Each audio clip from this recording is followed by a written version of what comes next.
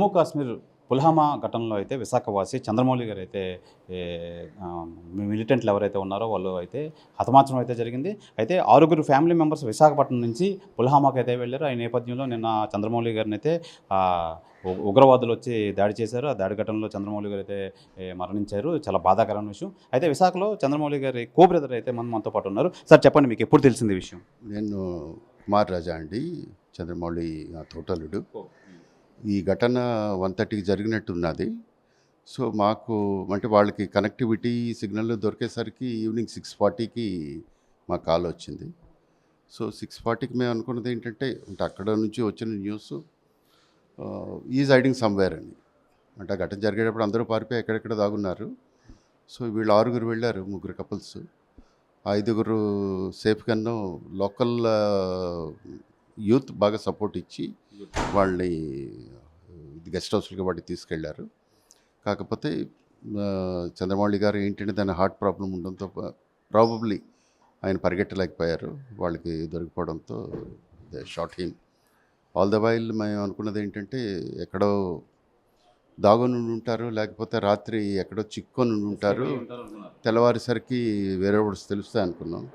But unfortunately రాత్రి 1:40 district administration వాళ్ళు వచ్చి హాస్పిటల్కి వచ్చి చెక్ చేయమని చెప్పారు. వెళ్ళి చూస్తే is one of the casualties. Sir ఇప్పుడు మిగతా వాళ్ళంతా క్షేమంగా ఉన్నారు, వాళ్ళు కూడా వైజాగ్ వచ్చే ప్రక్రియ అయితే సాగుతుందా? అంతా కలిపే వస్తున్నారు. వాటితో పాటు 12 గంటలకి శ్రీనగర్లో ఫ్లైట్ బయలుదేరుతుంది. Army is giving lot of support. వాళ్ళే అరేంజ్ చేశారు. చేసి 12కి ఆ ఫ్లైట్స్ బాంబే వెళ్తాయి. బాంబే నుంచి ఎవరి ప్లేస్లో వాళ్ళు పంపిస్తారు. సో బాంబే, హైదరాబాద్ అండ్ వైజాగ్ రాత్రి 10:40 విశాఖపట్నం చేరుతుంది. లేదండి, అంటే పిల్లలు రేపు సాయంత్రం రీచ్ అవుతారు. అందుకోసం probably May keep him in the mortuary. పిల్లలు వచ్చిన తర్వాత తీసుకొచ్చి. సార్ మీ కో బ్రదర్ మౌలి గారు ఆఖరిసారిగా మీకు ఎప్పుడు మాట్లాడారు? ఆ సందర్భం ఏంటి? అంటే ఆయన బర్త్డే 18వ తారీఖు జరిగినప్పుడు అందరూ విష్ చేయడం అది జరిగింది. తర్వాత ప్రతిరోజు అంటే మొన్న గుల్మర్గ్ వెళ్ళినప్పుడు కూడా అక్కడి నుంచి కూడా మాట్లాడారు. నిన్నే మేము మాట్లాడలేకపోయాం. నిన్న మాట్లాడడం జరగలేదు. అంటే వాళ్ళకి కనెక్టివిటీ కూడాను సిగ్నల్స్ ఉండడం లేదు. సో దాంతో ఈవెన్ ఇన్సిడెంట్ జరిగినా సరే మాకు 6:40 వరకు తెలియలేదు. మౌలి గారు హిస్టరీ ఏంటండి? ఎస్బీఐలో చేసేవారా వైజాగ్లో? మౌలి గారు ఆయన టోటల్ కెరీర్ అంతా స్టేట్ బ్యాంక్ ఆఫ్ ఇండియాలో చేశారు. మేనేజర్గా రిటైర్ అయ్యారు.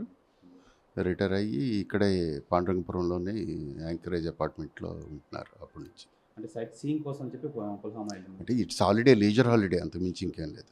బేసిక్గా సమ్మర్ వచ్చిందంటే కొంచెం చల్లని ప్రదేశాలు ఇస్తారు, ఆ క్రమంలో వెళ్ళారు. అంటే వాళ్ళ ఫ్రెండ్స్ అంతా కలిపి ఎవ్రీ 5-6 మంత్స్కి ఏదో some pilgrimage or holiday destination వెళ్తుంటారు.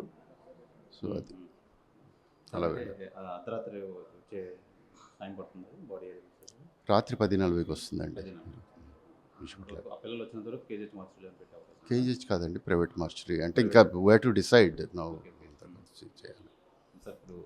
భారత ప్రభుత్వం నుంచి మీకు ఎటువంటి ఇన్ఫర్మేషన్ అయినా వచ్చిందా ఈ విధంగా జరిగిందని? అంటే ప్రభుత్వం మాట్లాడలేదు. ఎందుకంటే అందరూ ఈ ఆపరేషన్ దీంట్లో ఉన్నారు కాబట్టి వాళ్ళు ఎవరిని, కాకపోతే హెల్ప్ లైన్లు పెట్టారు. హెల్ప్ లైన్లు ప్రాపర్గా రెస్పాండ్ అవుతున్నారు. ఎన్నిసార్లు చేసినా అన్నిసార్లు రెస్పాండ్ అయ్యారు. రెస్పాండ్ అయ్యి ఏంటంటే వాళ్ళ దగ్గర ఉన్న లిస్టులో వీరి పేరు లేదు. అరౌండ్ 1:00 వచ్చిన లిస్టులో కనిపించింది. దెన్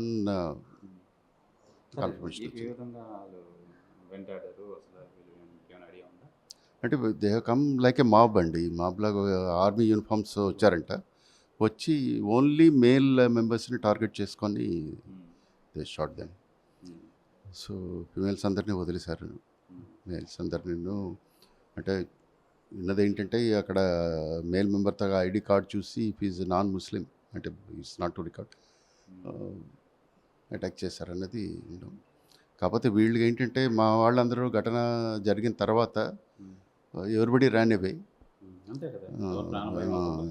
ఇంకా చూడలేదు. రాళ్ళు రప్పల్లో పరిగెట్టి ఒక ప్లేస్లో హైడ్ అయ్యి ఎస్కేప్ అయ్యి అక్కడ నుంచి లోకల్ యూత్ మటుకు బాగా వచ్చి సపోర్ట్ చేశారంట.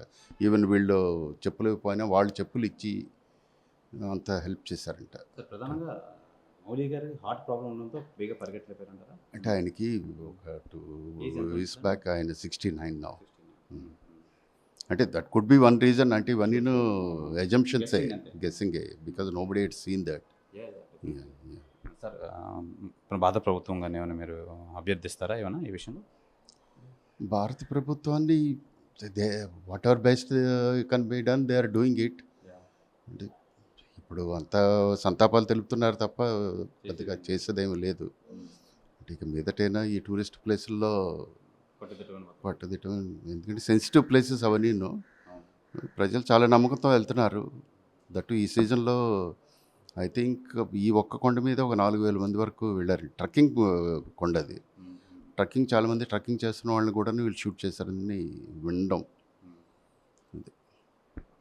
ఇది ప్రధానంగా ఈ చంద్రమౌళి గారు ఎవరైతే ఈ పుల్హామాలో మృతి చెందారో ఆయన తోడళ్ళు మనతో చెప్పడం అయితే జరిగింది. ప్రధానంగా ఈరోజు రాత్రి 10:30కి అయితే ఈరోజు శ్రీనగర్ 12 గంటలకైతే ఫ్లైట్ బాడీతో పాటు మిగతా ఫ్యామిలీ మెంబర్స్ అంతా వస్తున్నారు. అలాగే అది విశాఖ చేరుకునేసరికి 10:30 అవుతుంది. అలాగే ఈ చంద్రమౌళి గారి పిల్లలు అమెరికా నుంచి ఉన్నారో వాళ్ళు అక్కడి నుంచి వచ్చి ఈ నేపథ్యంలో ఈ బాడీని ఉంచే ప్రయత్నాలు అయితే చేస్తున్నాం.